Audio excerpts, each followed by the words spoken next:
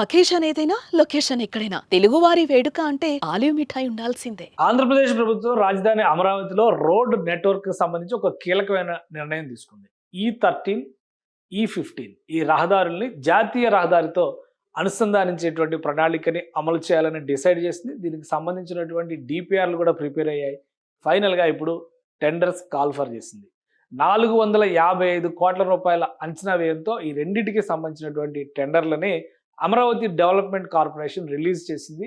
2 ఏళ్ల సమయాన్ని కాలపరిమితిగా విధిస్తూ ఈ మార్గాల్ని అభివృద్ధి చేసి నిర్మించేటువంటి బాధ్యతని ఆయా సంస్థలకు అప్పగించేటువంటి అవకాశం ఉంది. అసలు ఈ రహదారులు ఏంటి, దీనివల్ల కలిగేటువంటి ప్రయోజనం ఏంటి, జాతీయ రహదారితో వీటిని అనుసంధానించాల్సినటువంటి అవసరం ఎందుకు వచ్చింది, ఒకసారి విశ్లేషించేటువంటి ప్రయత్నం చేద్దాం. అమరావతిలో రోడ్ నెట్వర్క్కి చాలా ప్రత్యేకమైనటువంటి స్థానం ఉంది. రాష్ట్రానికి సంబంధించినటువంటి మ్యాప్ పరంగా మనం చూస్తే కనుక అమరావతిలో కీలకమైనటువంటి ఎయిమ్స్ వ్యవస్థ ఏర్పాటైంది. అంటే మంగళగిరి ప్రాంతంలో ఏర్పాటైనటువంటి ఎయిమ్స్ దానిని బయట ప్రపంచంతో అనుసంధానించేటువంటి ప్రణాళిక. ఇది మొత్తం కూడా రోడ్ నెట్వర్క్తో ముడిపడి ఉన్నటువంటి అంశంగా మనం చూడాల్సి ఉంటుంది. అమరావతి రోడ్ నెట్వర్క్ మ్యాప్ని కనుక ఒకసారి చూస్తే ఇటు రెడ్ అలానే ఈ బ్లూ లైన్స్ ఇవన్నీ కూడా తూర్పు నుంచి వెళ్ళేటువంటి రహదారులు, ఉత్తరానికి వెళ్ళేటువంటి రహదారులు, ఈ విధంగా ఒక ప్రణాళికని రూపొందించింది. గతంలోనే ఈ ప్రణాళికలో భాగంగానే ఈ కొసన అంటే చివరగా అమరావతి శివారు ప్రాంతాలుగా ఉన్నటువంటి మార్గాల్లో 2 ప్రధానమైనటువంటి రహదారులు ఉన్నాయి. అది ఒకటి ఈ15 అలానే ఈ13. అయితే వీటిని గతంలో అనేక చోట్ల గ్రిడ్ రూపంలో డెవలప్ చేయాలనేటువంటి ఆలోచన రాష్ట్ర ప్రభుత్వం చేయడము, అయితే అప్పుడు జరిగినటువంటి పరిణామాలను దృష్టిలో పెట్టుకుని ఈ ప్రణాళికని అలా అక్కడితో ఆగిపోవడం, ఈ 2 అంశాలని ఇప్పుడు పరిగణలోకి తీసుకుని చూస్తే కనుక మార్పులు చేర్పులు ఏ విధంగా ఉండవు. ఇది మాస్టర్ ప్లాన్లో ఉన్నటువంటి ప్రణాళిక, మాస్టర్ ప్లాన్లో ఉన్నటువంటి గ్రిడ్ నెట్వర్క్. అయితే కొన్ని ప్రాంతాల్లో ఇలా ఈ అంచుల దగ్గర రహదారుల్ని కలపకుండానే, ఎందుకంటే ఇన్నర్ రింగ్ రోడ్లు వస్తాయని, రైల్వే ట్రాక్లు వస్తాయని, అలానే నేషనల్ హైవేకి ఇంటర్ కనెక్టివిటీలు వస్తాయని చెప్పని, ఔటర్ రింగ్ రోడ్ వస్తుందని కొన్ని ప్రణాళికలను అప్పట్లో పెండింగ్లో ఉంచారు. ఇప్పుడు వాటికి శాశ్వతత్వం కల్పించేటువంటి ప్రణాళికని ఆంధ్రప్రదేశ్ ప్రభుత్వం సిద్ధం చేస్తుంది. వాస్తవానికి ఈ3గా చెబుతున్నటువంటి సీడ్ యాక్సిస్ రోడ్డు ముందుగా నేషనల్ హైవే కనెక్ట్ అవ్వాల్సిన తాడేపల్లి దగ్గర ఈ రహదారి. అయితే లీగల్గా ఉన్నటువంటి కొన్ని సమస్యల వలన దాన్ని ఇమీడియట్గా ముందుకు తీసుకెళ్లేటువంటి పరిస్థితి లేదు. ప్రస్తుతం చర్చలు జరుగుతున్నాయి. అక్కడ ఉన్నటువంటి కేసులకు సంబంధించినటువంటి అంశాలపైన సంప్రదింపుల ప్రక్రియ జరుగుతుంది. ఈలోగా ఇతర ప్రాంతాలను అనుసంధానించేటువంటి ప్రణాళికని ముందుకు తీసుకెళ్లే ప్రయత్నం అమరావతి డెవలప్మెంట్ కార్పొరేషన్ చేసింది. అందులో భాగంగా 2 ముఖ్యమైనటువంటి ప్రాంతాలని ఈ15 అలానే ఇక్కడ ఉన్నటువంటి ఈ15, ఈ13 ఈ 2 వ్యవస్థలని కూడా అనుసంధానించాలనేటువంటి నిర్ణయం తీసుకుంది. ఇందులో ఈ15 చాలా చిన్న వ్యవస్థగా, చిన్న దారిగా మనం చూడాల్సి ఉంటుంది. ఈ ఈ15 కేవలం 2.3 కిలోమీటర్ల రహదారి, 2.3 కిలోమీటర్ల రహదారి కాబట్టి కేవలం 70 కోట్ల రూపాయలతో నిర్మించడానికి ఇది అవకాశం ఉంది. ఈ 70 కోట్ల రూపాయలకు సంబంధించినటువంటి టెండర్స్నే ఇప్పుడు అమరావతి డెవలప్మెంట్ కార్పొరేషన్ రిలీజ్ చేసింది. ఇక ఈ13 కొద్దిగా కాంప్లికేషన్తో కూడినటువంటి నిర్మాణం ఇది. ఈ13 ఎయిమ్స్ని, all India institute of medical sciences మంగళగిరిని బయట ప్రపంచంతో అనుసంధానించడం, అంటే నేషనల్ హైవేకి కనెక్ట్ చేసేటువంటి ప్రధానమైనటువంటి మార్గం అవుతుంది. ఇందులో కొన్ని కాంప్లికేటెడ్ డిజైన్లు ఉన్నాయి కాబట్టి దీనికి అయ్యేటువంటి ఖర్చు 370 కోట్ల రూపాయల నుంచి 380 కోట్ల రూపాయల వరకు అవుతుందని చెప్పని రాష్ట్ర ప్రభుత్వం అంచనా వేసింది. సో అది నిర్మాణానికి సంబంధించి కూడా 3.5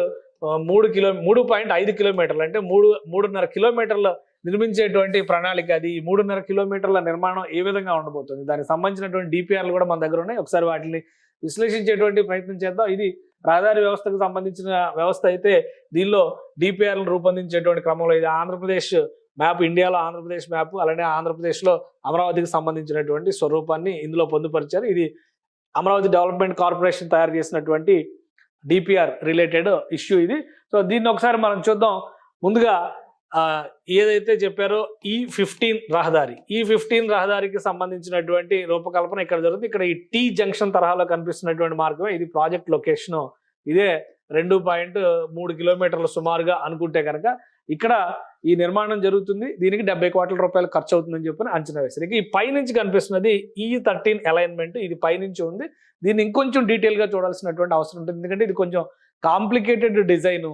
రాబోయేటువంటి రోజుల్లో నిర్మాణానికి సంబంధించి అమరావతిలో ఉన్నటువంటి కొన్ని కీలక ప్రాంతాలు ప్లస్ మంగళగిరిలో ఉన్నటువంటి ముఖ్య ప్రదేశాలను కనెక్ట్ చేసేటువంటి జంక్షన్ అవుతుంది. దీనిలో ట్రంపెట్ జంక్షన్లు, అలానే సర్వీస్ రోడ్లు, విశాలమైనటువంటి సర్వీస్ రోడ్లు, వ్యవస్థకు సంబంధించిన అంటే నిర్మాణానికి సంబంధించి కూడా చూస్తే మనం 4 లేన్ రహదారులుగా కనిపించేటువంటి ఇది ఒక భారీ నిర్మాణం అవుతుంది. మరీ ముఖ్యంగా ఇక్కడ గమనించాల్సినటువంటి ఇంకొక అంశం ఏంటంటే ఇక్కడ నిర్మాణంలో ఉన్నటువంటి 2 అంశాల్లో నిర్మాణంలో ఉన్నటువంటి వెస్ట్ బైపాస్ రోడ్డుకి అనుసంధానించే విధంగా వీటి ప్రణాళికని రూపొందించారు. ఎందుకంటే గతంలో రోడ్ గ్రిడ్ నెట్వర్క్ని ఏర్పాటు చేసేటువంటి క్రమంలో, ఎందుకంటే ఈ మొత్తం గ్రిడ్ మనం చూస్తే కనుక దాదాపు 40 రహదారుల్ని మాస్టర్ ప్లాన్లో భాగం చేశారు. ఏ రహదారి కూడా డెడ్గా ఉండకూడదు, ప్రతి రహదారి కూడా ఇంటర్ కనెక్టివిటీగా ఉండాలనేటువంటి ప్లానింగ్ ఇందులో చేశారు. సో ఆ క్రమంలోనే వెస్ట్ బైపాస్ రోడ్డు ఇక్కడ వచ్చేసినటువంటి ఈ పింక్ కలర్ లైన్ మొత్తం వెస్ట్ బైపాస్ రోడ్ ఇక్కడ చిన్నకాకాని దగ్గర నేషనల్ హైవేకి కనెక్ట్ అయ్యేలాగా దీన్ని రూపొందించారు. నేషనల్ హైవే అంటే NH-16 కలకత్తా చెన్నై రహదారి, ప్రధానమైనటువంటి రహదారి ఇది.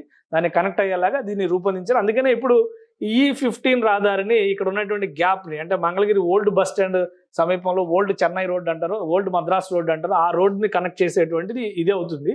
ఇక E13 అనేది ఈ మార్గంలో వస్తుంది. ఇక్కడ వరకే ఎండ్ అయ్యేటువంటి ప్లానింగ్ అప్పట్లో ఉంది. ఇప్పుడు ఈ ప్రాంతం అంతా కూడా విస్తరించింది. ఎయిమ్స్ లాంటి వ్యవస్థలు ఇక్కడ ఏర్పాటైనాయి. సో వీటిని కనెక్ట్ చేసేటువంటి ప్రణాళికని ఇందులో భాగంగా తీసుకున్నారు. సో ఆ డిపిఆర్లో మరింత డీటెయిల్గా ఈ అంశాలు ఉన్నాయి. ఆ డిపిఆర్ని ఒకసారి పరిశీలిద్దాం. E13కి సంబంధించినటువంటి డిజైన్లో ఉన్న కాంప్లికేషన్స్ ఏంటో మనం చూద్దాం. ఇది శాటిలైట్ చిత్రం.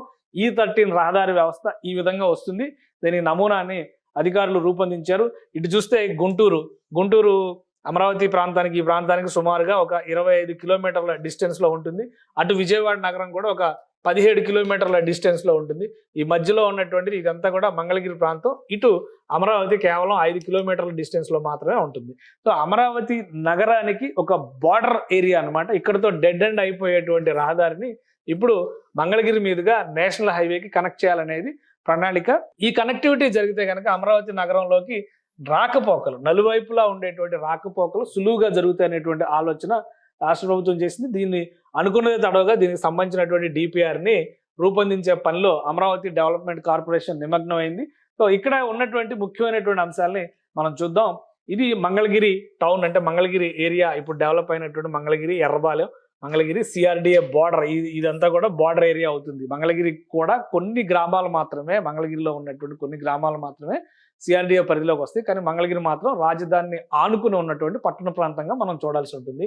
అదే క్రమంలో ఈ గ్రీన్లో ఉన్నటువంటి అన్ని కూడా ఇవి కొండలు అనమాట. ఈ కొండల మధ్యలో 280 ఎకరాల భూమి ఉంది. దాదాపుగా ఈ 280 ఎకరాల భూమినే ఎయిమ్స్ మంగళగిరిగా డెవలప్ చేశారు. ఇక్కడ ఒక టౌన్షిప్ అనమాట. ఈ ప్రాంతంలో ప్రయాణం చేస్తున్నటువంటి వాళ్ళకి హైవే మీద, ఎందుకంటే ఇది హైవే మీద ఎవరికి కూడా కనపడదు మంగళగిరి ఎయిమ్స్ ఎక్కడ ఉందనేది. ఆ 2 కొండల మధ్య దాచుకుని ఉన్నట్టుగా కనిపిస్తుంది. ఒక ప్రధానమైనటువంటి ఆరోగ్య వరప్రదాయనిగా మారేటువంటి వ్యవస్థ ఇది, ప్రతిష్టాత్మకమైనటువంటి సంస్థ. ఇక CRDAకి సంబంధించి ఈ ప్రాంతంలో డిజిగ్నేట్ చేసినటువంటిది హెల్త్ సిటీ, అంటే హెల్త్ సిటీకి అత్యంత సమీపంలో ఈ మంగళగిరి ఎయిమ్స్ నిర్మాణం కూడా జరిగింది. సో భవిష్యత్ అవసరాలను దృష్టిలో ఉంచుకొని రాష్ట్ర ప్రభుత్వం చేసినటువంటి ప్రణాళిక ఏంటంటే, ఇది కొంచెం కాంప్లికేటెడ్ అయినప్పటికీ కూడా 380 కోట్ల రూపాయల పైగా ఖర్చు అవుతున్నప్పటికీ కూడా ఇది చేయడం వల్ల భవిష్యత్తులో మంగళగిరి ఎయిమ్స్ కూడా ప్రయోజనం కలుగుతుంది అనేటువంటి ఒక ఆలోచన చేసింది. అందులో భాగంగానే ఇక్కడ ఈ వయడక్ట్ బ్రిడ్జ్, మీరు ఒక గమనిస్తే ఈ వయడక్ట్ బ్రిడ్జ్ అలానే హిల్ కట్స్ ఇవన్నీ కూడా ఈ డిజైన్లో రూపొందించారు. ఎందుకంటే ఇది ఒక ఎలివేటెడ్ కారిడార్ రూపంలో జరగాల్సినటువంటి నిర్మాణం.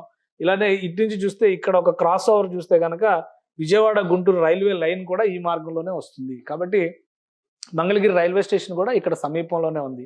మంగళగిరి బస్ స్టాండ్ కూడా దీనికి సమీపంలోనే ఉంటుంది. ఈ జంక్షన్ను పూర్తి స్థాయిలో అభివృద్ధి చేయడం కోసమే ఒక నిర్ణయం తీసుకుంది. ఇటువైపు కొండ ఉంది, ఇటువైపు కూడా కొండే, కానీ ఇది మంగళగిరి ఎకో పార్క్. ఆ మధ్యకాలంలో మంత్రి నారా లోకేష్ లోకల్ ఎమ్మెల్యే కూడా ఆయన ఒక నిర్ణయం తీసుకున్నాడు. ఈ ఎకో పార్క్లో మార్నింగ్ వాకర్స్ని అడ్డుకుంటున్నారనేటువంటి విజ్ఞప్తి, అంటే అడ్డుకుంటున్నారనేటువంటి ఫిర్యాదు వచ్చినటువంటి సందర్భంలో అటవీ శాఖ అధికారులతో సంప్రదిస్తే ఏడాదికి 5 లక్షల రూపాయలు ఎకో పార్క్ నుంచి ఆదాయం వస్తుందని చెప్తే పర్సనల్ మనీ ఆయన పే చేసి మరి ఎకో పార్క్లో వాకింగ్కి అవకాశం కల్పించారు అప్పట్లో నారా లోకేష్. సో అదే క్రమంలో ఈ ఎకో పార్క్ మొత్తం